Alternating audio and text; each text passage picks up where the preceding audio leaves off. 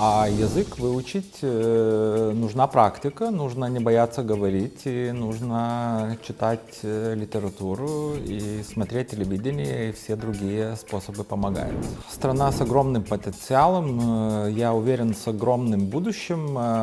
Страна очень талантливых людей. Благодаря им Украина смогла выстоять. Тогда, когда армия была слабой и нуждалась во многих вещах, сейчас украинцы составляют примерно 30 тысяч людей в Литве, временных жителей, и это самая большая группа населения из всех иностранцев. Мы видим гораздо больший потенциал экономический для наших отношений, и вот это, думаю, наша ближайшая задача, как этот потенциал использовать.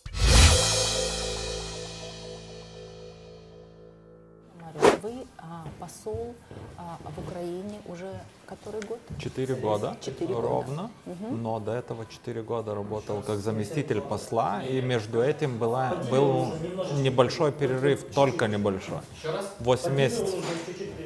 То есть мой стаж общий 8 лет в Украине. Это необычная история.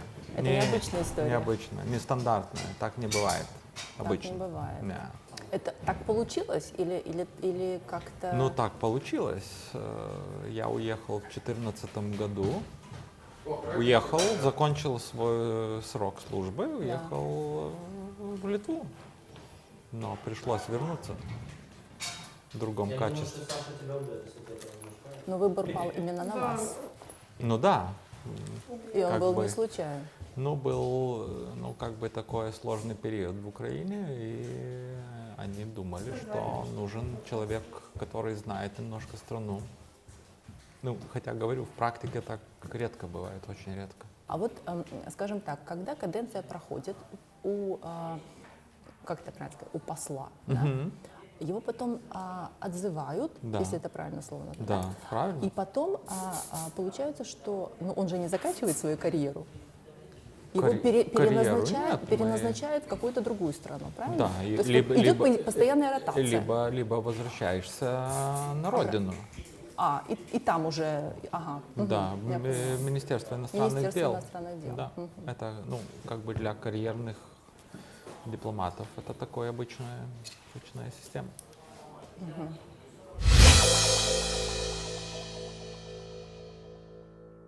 Друг познается в беде, так и Украина со времен революции достоинства познает истинный круг своих друзей. Небольшая по территории, но огромная по сути страна ни разу, ни на секунду не дала усомниться в своей истинной дружбе с Украиной и украинским народом. Именно на эту тему мы сегодня побеседуем с послом Литвы в Украине Мариусом Янукунисом. Здравствуйте, Мариус. Добрый день. Мариус, я знаю, что вы отлично говорите на украинском. Когда вы решили изучать его, когда вы решили познать его, и кто вам помог в этом вопросе? Ну, я думаю, во-первых, работая в стране, ты всегда хочешь изучить язык и стараешься это делать. Одни языки даются легче, другие труднее, но когда имеешь основу других славянских языков, я думаю, украинский язык возможно выучить. И я не думаю, что я выучил его в совершенстве, но я могу говорить на нем. Что сложнее? Выучить язык страны, где ты работаешь, или привыкнуть к жизни в этой стране, в Украине в частности, которая так не похожа на Литву?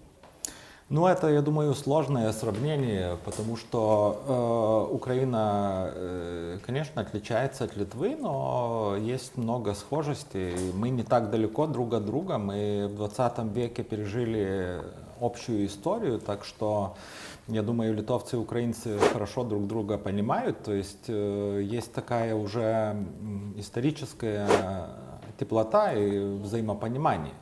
А язык выучить нужна практика, нужно не бояться говорить, и нужно читать литературу и смотреть телевидение, и все другие способы помогают. Вы применили эти все способы? Да. Они действенны? Да. Отлично. Мариус, а что для вас Украина сегодня? Ну, Украина, во-первых, очень важная для Европы страна, страна с огромным потенциалом, я уверен, с огромным будущим, страна очень талантливых людей, уникальных людей. Ну, например, уникальность в том, что практически все украинцы свободно говорят на 2 языках, это мало где встретишь. И страна, которая стремится в Европу, и страна, которую мы очень сильно морально поддерживаем и практически поддерживаем, потому что страна борется с агрессором, и страна борется за свое место в Европе. Мариус, вам близко чувство свободы, которое родилось и окрепло в Литве после событий 1991 года. Вы были сами участником этих событий. Как вам кажется, насколько вот это чувство свободы ценят украинцы и литовцы? В чем разница, а в чем сходство?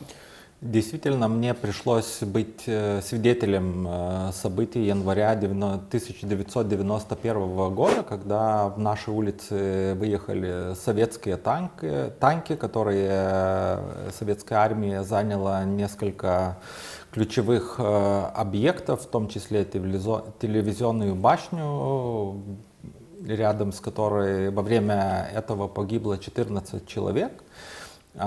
Кстати, единственная женщина, которая в ту ночь погибла, это была Лорета Асановичуте. Она имеет крымско-татарские корни, и это очень символично. И очень важно, не все это знают, что украинцы очень активно поддерживали Литву в те дни, в те месяцы. Группа украинских добровольцев с Киева, студентов, помогала защищать литовский парламент, как раз несла службу вместе с нашими добровольцами. Также украинцы очень активно поддерживали Литву, организовывали разные акции в самой Украине, в Киеве, в других городах. Люди из Украины приезжали возле нашего парламента поддержать нас морально, и мы этой поддержки никогда не забудем. Поэтому я думаю, что литовцы и украинцы, они одинаково ценят свободу и одинаково ее понимают. И это еще одна ценность, которая нас объединяет. Это борьба за свободу своих народов. Ну, это факт, который мало кто знает, что украинцы тогда помогали. Да. Это интересно. 50 лет под советской оккупацией. Вот что и, может быть, как сложились звезды, что помогло избавиться от этой оккупации? Как освободились от советских войск? Что помогло? Я думаю, помогла вера людей, вера в свою независимость. Конечно, были благоприятные исторические условия, когда действительно началась в Советском Союзе перестройка, когда у людей появилось более свободы, более возможности выражать свою волю, выражать свои мысли.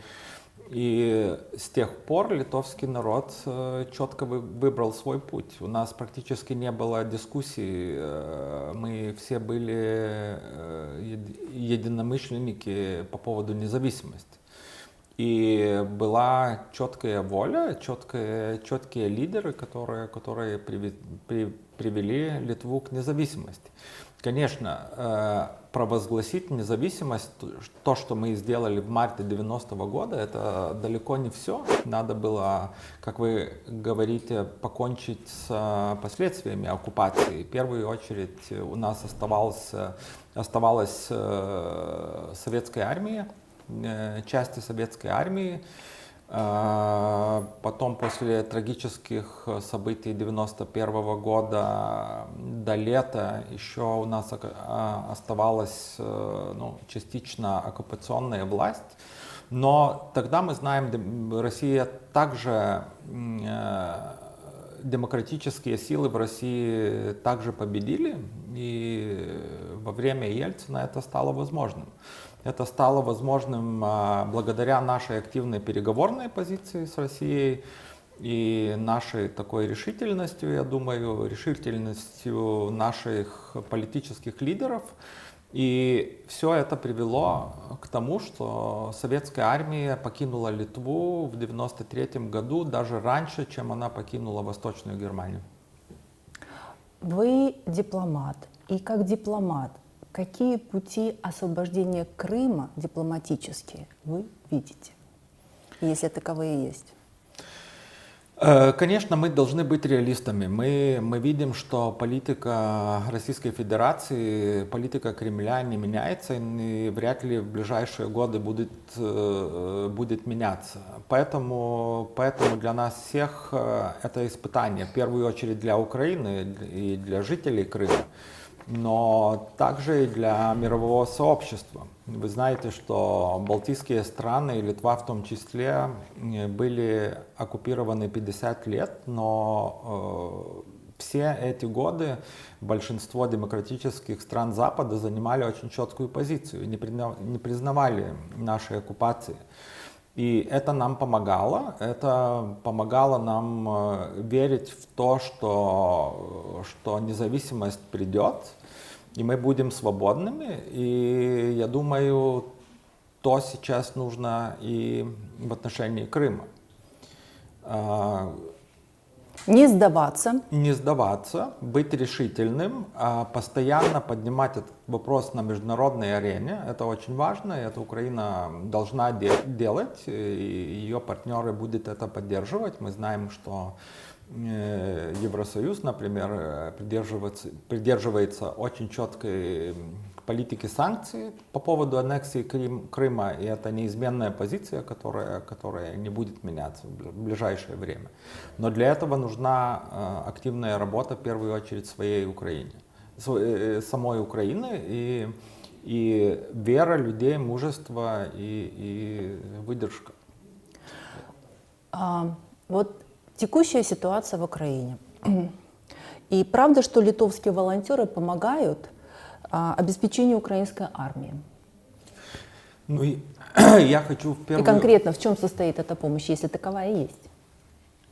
В первую очередь я хочу поблагодарить украинских волонтеров, которые, начиная с 2014 года, когда началась российская агрессия, они сделали невозможное. Потому что благодаря им Украина смогла выстоять.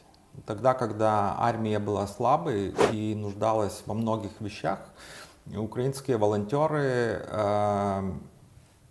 создалось такое, я бы сказал, явление, уникальное в Европе, когда общество стало помогать и армии, и жителям Восточной Украины, и, конечно, присоединились и другие, и в том числе литовские волонтеры, которые до сих пор помогают и украинской армии, и гражданскому населению, которое живет в Донбассе.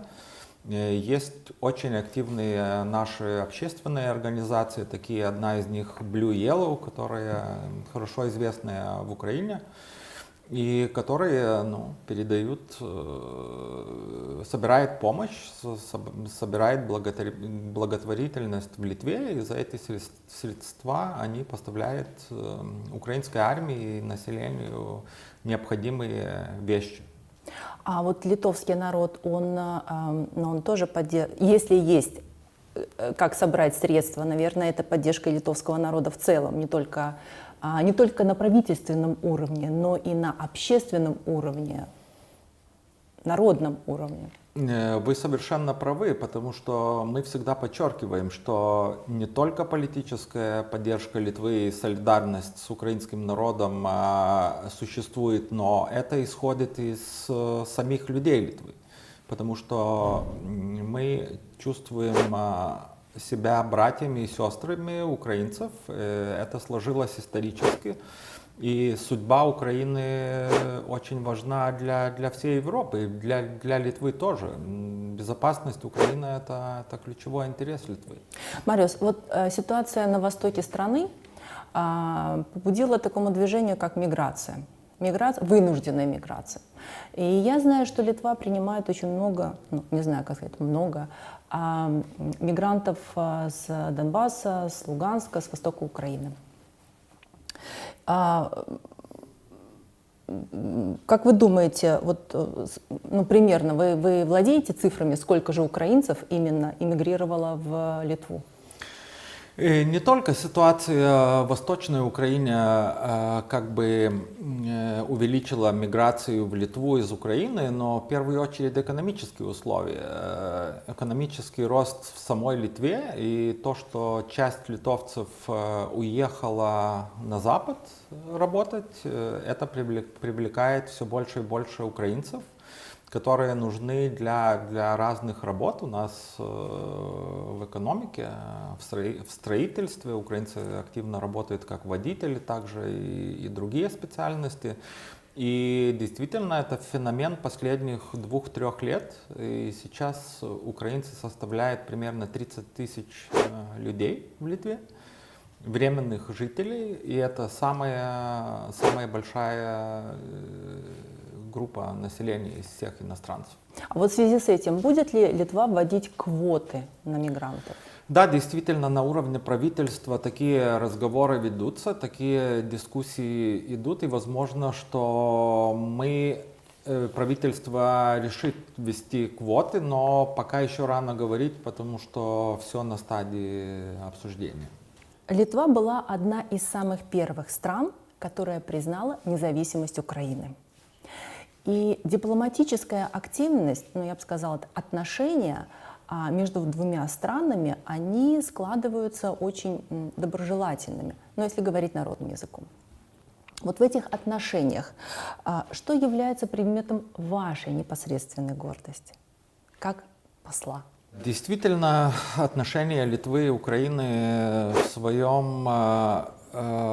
своем роде уникальные, потому что у нас на протяжении истории никогда не было конфликтов, никогда не было таких моментов, которые могли бы омрачать наши отношения. И я думаю, это большая ценность, которую мы должны все время подчеркивать и показывать другим странам как пример. Действительно, мы не имеем исторических споров. Мы много столетий жили в одном государстве. Этот период воспринимается как позитивный факт. В 20 веке тоже литовцы и украинцы очень сильно поддерживали друг друга в борьбе за свою свободу. Это тоже очень глубоко в наших отношениях. Ну а в 21 веке нам нужно устанавливать все больше практических связей, чтобы эти отношения крепли и росли. Действительно, я очень рад, что увеличивается туризм между двумя странами. Очень цифры внушительные, и появляется все больше и больше человеческих связей, появляется все больше и больше культурных связей. Очень радует большое количество культурных проектов. Напрямую дружат и художники, и музыканты, и театралы, и очень много таких совместных проектов. Вот это по-настоящему радует. Может быть, хотелось больше достижений в экономическом сотрудничестве. А именно? Вот Последние... что вы считаете, да, что вы видите, может быть, что не видим мы? В последнее время наша торговля растет, цифры неплохие. Они превысили 1 миллиард евро, которого, ну, таких цифр раньше тоже не было.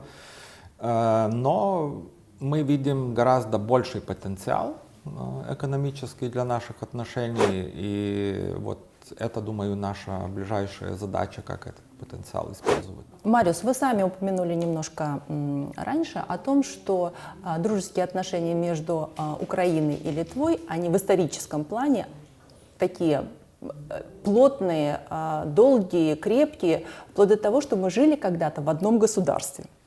Но хорошие отношения, историю истинную почему-то от нас скрывали. Как вы считаете, почему? Ну, я думаю, это последствия советского периода, когда история преподавалась и преподносилась селективно, не все объективные факты были известны общественности. И я думаю, что сейчас мы действительно раскрываем все время все больше и больше интересного, все больше интересных фактов о наших связях. То есть все мы знаем, что в Украине очень большое историческое и культурное наследие вот Великого княжества Литовского, нашего общего государства. Мы знаем, что в этом государстве 600-200 лет жили крымские татары и караимы, которые тесно связаны с Литвой, и некоторые крымско-татарские роды произошли в Литве. И много-много других факторов. И, например, очень интересный 20 век в плане отношений, который мало исследованный, особенно период революции 17-18 годов, когда наши борцы за свободу поддерживали отношения, но про это немного известно. И историки как раз работают над тем, чтобы раскрыть все больше и больше новых фактов, которые только укрепляют наши отношения. Наверное, да. Это интересный факт, потому что его стоит все-таки скрыть как-то и популяризировать, как минимум, да, для того, чтобы больше народа узнало об истинных фактах, которые сейчас закрыты. Мариус, именно Литва выступает главным адвокатом интересов Украины в Евросоюзе и поддерживает Украину во всех ее начинаниях в евроинтеграционных и модернизации Украины. Ваша заслуга в этом есть? Ну, во-первых, Украина это один из основных приоритетов литовской внешней политики в целом. И я думаю, это коллективная заслуга. То есть всех представителей Литвы, которые работают в поддержку Украины.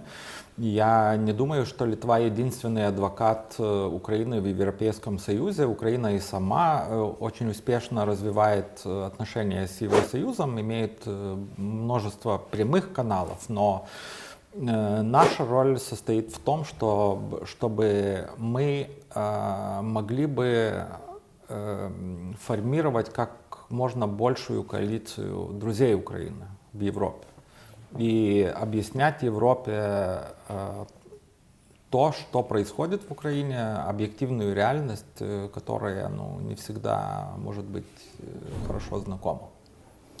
Вы говорили уже, что в Украине велик интерес литовского бизнеса. В чем он заключается? Если еще точнее сказать, какие отрасли нашей экономики наиболее интересные вам кажутся? Украина, во-первых, имеет огромнейший потенциал, и литовский бизнес в Украине видит не только рынок, скажем, для экспорта, но очень много возможностей для совместной работы, совместной деятельности, для инвестиций, для модернизации страны. Наши компании это уже делают, участвуют в разных международных проектах, в разных отраслях и кооперируется с украинскими компаниями. Мы видим, что и украинские компании украинский бизнес хочет все больше и больше выходить на европейский рынок, и Литва тут служит как бы хорошей площадкой. И этот интерес только увеличивается. Но, конечно, иногда останавливает такая неопределенность, иногда может быть, не совсем благоприятные законы, и тогда и верховенство права тоже один из вопросов, которые Украине нужно улучшить, чтобы экономические отношения были более результативно. И все-таки какая сфера экономики наиболее интересна для литовского бизнеса? Ну, я иногда говорю, что украинская экономика держится на 3 китах, можно сказать. Это аграрный сектор, это сектор информационных технологий и металлургии. но это такие Большие традиционно киты. сильные отрасли. Но есть много и других возможностей. Но аграрный сектор, конечно, он уникальный, он открывает очень большие возможности. Также транспорт и логистика. Мы же знаем, что ближайший путь от Черного моря до Балтийского моря лежит через Беларусь и Литву. И мы заинтересованы развивать этот транспортный коридор. Это связано и с более широкой логистикой. Через этот коридор можно достичь стран Северной Европы, с одной стороны. С другой стороны, это Черное море, и Турция, и Ближний Восток, и Кавказ. И, конечно, это части шелкового пути, как сейчас очень перспективно этот проект развивается. Так что мы видим большой потенциал в этом также. А литовскую сторону привлекает украинцы? Украинская сторона привлекает литовскую сторону в плане общения, кооперации, переговоров, развития именно вот этого логистического направления, я бы сказала, вот этой дороги? Потому что я что-то слышала об этом. Министры неоднократно выходили в эфир и говорили. Уже больше десятилетий развивается сотрудничество по поводу этого транспортного коридора, и создан такой важный уникальный проект «Викинг». Это контейнерный поезд, который курсирует между украинским портом Черноморск и литовской Клайпедой. И перевозки на этом поезде, они увеличиваются с каждым годом, но мы хотели еще более хороших результатов. Есть где работать еще. Какие вопросы в образовании в нашей стране поддерживает ваша страна? Именно образованием.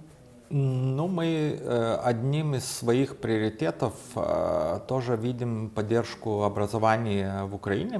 Мы видим, что в Украине достаточно сильная политическая воля создавать новую школу, новый уровень образования, и мы хотим поддерживать такие усилия. И наши проекты направлены на то, чтобы повышать качество преподавания у учителей, передавать им новый европейский опыт. Например, наши эксперты работают в сфере позаклассного образования, позашкольного образования, так, наверное, можно сказать. Также в других сферах мы также пытаемся активно работать с регионами Восточной Украины. Туда направлена часть нашей помощи. Есть и чисто гуманитарные проекты. Например, Литва каждый год приглашает 15 учеников 8 класса, которые пострадали от военных действий в Донецкой и Луганской областей, провести целый учебный год в Литве. А почему именно 8 класса? Ну, просто был определен такой возраст, и это было практично. Да, как-то интересно. Правительство Литвы заявило о готовности помощи принимать участие в восстановлении разрушенных некоторых территорий Украины, на востоке Украины, в частности в Авдеевке. Расскажите немножко поподробнее об этой инициативе. Литовское правительство действительно решило выделить достаточно существенные средства для восстановления инфраструктуры Восточной Украины. И поскольку, как я говорил, образование является одним из наших приоритетов работы в Украине, мы подумали, что это может быть школа. И именно Авдеевка, как город, сильно пострадавший от российской агрессии, от военных действий, и одна школа, которая была сильно сильно разрушена, сейчас восстанавливается, и мы имеем планы участвовать в восстановлении этой школы. И сейчас по этому вопросу работаем с украинским правительством и Донецкой администрацией. Спасибо, Мариус. Как вы думаете, вот ситуация в Украине на протяжении 5 лет, вот это сопротивление российской агрессии, поддержка Европы Украины разным образом, не совсем может быть адекватный ответ со стороны государственных деятелей, как ответная реакция. Европа не устала от Украины? От украинского вопроса, я бы так сказала. Как я уже говорил, Украине нужно прилагать усилия, чтобы Европа не уставала и продолжала поддерживать Украину. Потому что есть психологический аспект, что в течение нескольких лет люди действительно склонны меньше внимания обращать на то, что происходит в Украине. Мы это иногда видим, но смотря на политику Европы и на политику той же самой Литвы, я не думаю, что эта усталость имеет какое-то влияние. Ну, нет, наверное, такого понятия, как усталость. А вот вы как специалист, вы как дипломат, где вы видите, где украинская дипломатия не дорабатывает, где украинская общественность не дорабатывает? Я не думаю, что не дорабатывает, просто нужны такие активные систематические усилия в этом. Напоминать о войне, которая происходит в Украине, которая единственная активная война в Европе сейчас, потому что некоторые люди думают, что все успокоилось, что в Восточной Украине боевые действия уже не происходят. Но это не так. И мы это стараемся напоминать и по государственным каналам, и это делают и наши волонтеры, и журналисты, и общественность. Так что, я думаю, Украина тоже должна постоянно это поддерживать. Мариус, АТР – это крымско-татарский канал. И у вас есть хорошая, прекрасная возможность обратиться к целевой аудитории. Целевая аудитория, как вы знаете, жители оккупированного Крыма, крымско-татарский народ, патриоты Украины. Обратитесь к ним, пожалуйста, если вам есть что сказать. Литва никогда не признает и не признает незаконной оккупации, аннексии Крыма. И действительно мы будем придерживаться такой четкой линии. А крымские татары — это наши братья. Как я уже раньше говорил, мы исторически очень связаны. Мы 620 лет, крымские татары 620 лет живут в Литве уже. И крымско-татарский народ за свою историю очень много пострадал. Есть очень много параллелей между литовцами и крымскими татарами. Мы переносили депортации и другие репрессии. И мы, конечно, с большой тревогой смотрим за событиями в Крыму, когда применяются репрессии регулярные против крымских татар, когда они практически лишены возможности свободно выражать свое мнение, свои мысли. И я хочу пожелать крымскому татарскому народу мужества, веры в себя, веры в свой народ и, конечно, пожелать скорейшей свободы. Спасибо вам большое, Мариус. А я, в свою очередь, от всего крымско-татарского народа хочу в вашем лице, вашему народу передать огромную благодарность за такую поддержку. Спасибо большое. вам большое.